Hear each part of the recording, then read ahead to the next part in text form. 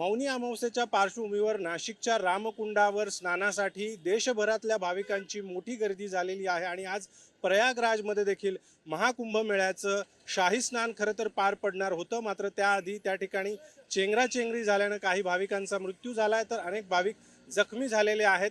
नाशिकमध्ये देखील भाविकांची मोठ्या प्रमाणात गर्दी झाली आणि या सगळ्या पार्श्वभूमीवर नाशिकमध्ये रामकुंडावर कुठलाही अनुचित प्रकार किंवा घटना घडू नये यासाठी रामकुंडावर जाणारे जे प्रमुख रस्ते आहेत ते वाहनांसाठी पोलिसांकडून बंद करण्यात आलेले आहे। या दृश्यांमध्ये जर आपण पाहिलं तर हे जे प्रमुख रस्ते आहेत जे रामकुंडावर जातात त्या ठिकाणी अशा पद्धतीने बॅरिकेटिंग लावून हे रस्ते वाहनांसाठी बंद करण्यात आलेले आहे आणि पोलिसांचा मोठा बंदोबस्त या ठिकाणी तैनात करण्यात आलेला आपल्याला पाहायला मिळतोय। अशाच पद्धतीने पुढचे देखील काही रस्ते आहेत जे प्रामुख्याने रामकुंडाकडे जातात त्या रस्त्यावर देखील वाहनांना पूर्णपणे बंदी घालण्यात आलेली आपल्याला पाहायला मिळते आहे। सोबतच रामकुंडाच्या आणि गोदाघाटाच्या परिसरामध्ये ठिकठिकाणी पोलिसांचा देखील मोठ्या प्रमाणात बंदोबस्त तैनात करण्यात आलेला आहे आणि कुठलाही अनुचित प्रकार किंवा घटना घडू नये यासाठी पोलीस प्रशासनाकडून सर्व प्रकारची खबरदारी सध्या या ठिकाणी घेण्यात आलेली आपल्याला पाहायला मिळते। एकूणच अशाच पद्धतीने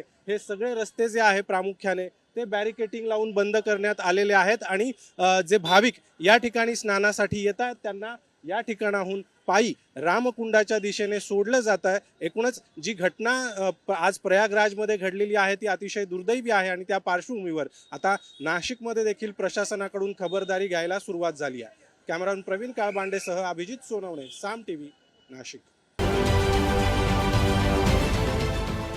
देश विदेशातील प्रत्येक घडामोडींचे लाईव्ह अपडेट मिळवण्यासाठी आता साम टीव्हीच्या सर्व सोशल मीडिया प्लॅटफॉर्मला लाईक, फॉलो आणि सबस्क्राईब करा। तसंच सर्व नोटिफिकेशनसाठी बेल आयकॉन प्रेस करायला विसरू नका।